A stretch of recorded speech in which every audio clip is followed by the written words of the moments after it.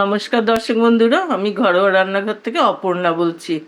আজকে একটা রেসিপি নিয়ে এসেছি, ভাতের সাথে খাওয়ার বড়া। আমরা অনেক রকমের ডালের বড়া, সবজির বড়া, শাকের বড়া খেয়েছি। এটা হয়তো কখনো খাননি। একেবারে নতুন রেসিপি আপনাদের সঙ্গে শেয়ার করছি। আমি মাঝে মাঝে করি, খুব ভালো খেয়েছে বাড়ির সকলে এবং ভীষণ উপকারী। এর মধ্যে পটাশিয়াম, আয়রন, ক্যালসিয়াম সবই আছে। এই কারণে এটা আপনাদের সঙ্গে শেয়ার করছি। সকলের শরীরের জন্য উপকার।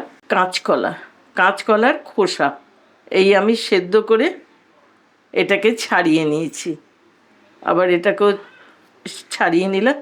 এইভাবে আমি কতগুলো কাঁচকলার খোসা এখানে রেখেছি। এইগুলোকে একটু পেস্ট করে নিই, এই দিয়ে বড়া বানাবো। কেমনভাবে বানাচ্ছি আসুন দেখিয়ে দিই। আর এর মধ্যে যাবে এই মশলাগুলো: লবণ, হলুদ, আদা একটু বাটা, একটু ধনে, জিরে, আর একটু গরম মশলা স্বাদের জন্যে। আর নেব একটু আটা, ময়দা না, বেসনও না, আটা দিয়ে বানাবো বড়াটা। আর অল্প একটু আলু দেবো, সকলে ভালোবাসে, আর একটা লঙ্কা এর মধ্যে দেব। আগে আমি এটাকে টুকরো করে করে নিয়ে এটাকে আমি পেস্ট করে নিয়ে আসি। ছোট টুকরো করে দিলে তাড়াতাড়ি এগুলো পেস্ট হবে। দেখুন দর্শক বন্ধুরা, এইরকমভাবে পেস্টটা একটা মিহি পেস্ট হয়েছে খোসাগুলো। এবার একটা ছোট আলু সেদ্ধ করে এর মধ্যে দিয়ে নিয়েছি। এটার সাথে পেস্ট করে নিয়ে আসি, আর একটু পিষে নিই, তাহলে এটার সাথে মিশে যাবে। এবার প্লেটের মধ্যে যে মশলাগুলো নিয়েছি এগুলো দিয়ে দিই। টেস্ট হিসাবে যার যার একটু লবণটা দেবেন।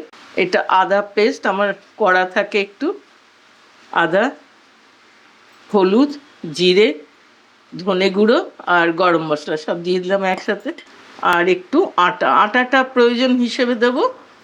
আপনারা বেসন দিয়েও করতে পারেন, কিন্তু হেলদি একটা রেসিপি বলে আমি আটা দিয়ে করছি, ময়দা বেসন কিছুই দিলাম না। সব একসাথে মেখে নিই। আমি কড়াইতে তেল বসিয়ে দিয়েছি। ছোট ছোট করে ভাজলেই ভালো, ভেতরটা বাইরের সব সুন্দর ভাজা হবে, ক্রিস্পি হবে না। কিন্তু একটা হেলদি রেসিপি, ভাতের সাথে খেতে, ডাল ভাতের সঙ্গে এমনি শুধু খেতেও খুব ভালো লাগবে। তেলটা একটু গরম হোক, এবার আমি বড়াগুলো ভাজবো।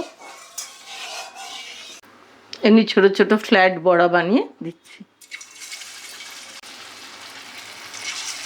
কাঁচকলার খোসাগুলো এইভাবে ফেলে না দিয়ে এরকম একটা রেসিপি করলে এর গুণগুলোও থাকলো, খেয়ে উপকারও হলো এবং খেতেও ভালো লাগে। যেই সব জিনিস দিয়ে বানালাম খেতেও খুবই উপাদেয় হয়। আমার বাড়িতে হলে আমি সবসময় এগুলোকে ইউজ করি এইভাবে। একটু ভাজা হোক, তারপরে নাড়াবো। এখন নড়ানো যাবে না, নিচে লেগে যাবে বা ভেঙে যেতে পারে।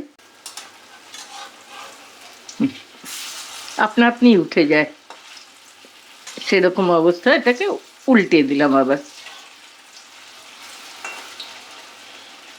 এটা ভাজা হয়ে গেছে, উঠিয়ে নিচ্ছি।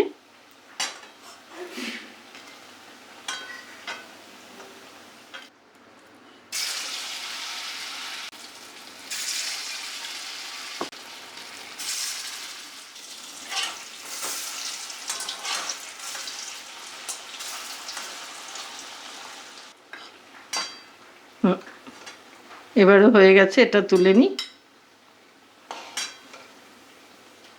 দর্শক বন্ধুরা, আমি একটু তিল এর উপরে ছড়িয়ে দেব।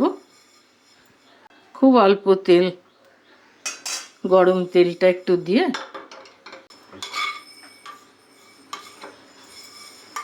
গ্যাস অফ করলাম। তিলটা ভাজা হয়ে গেছে, এবার ভাজা তিলটা এর উপরে ছড়িয়ে দেব।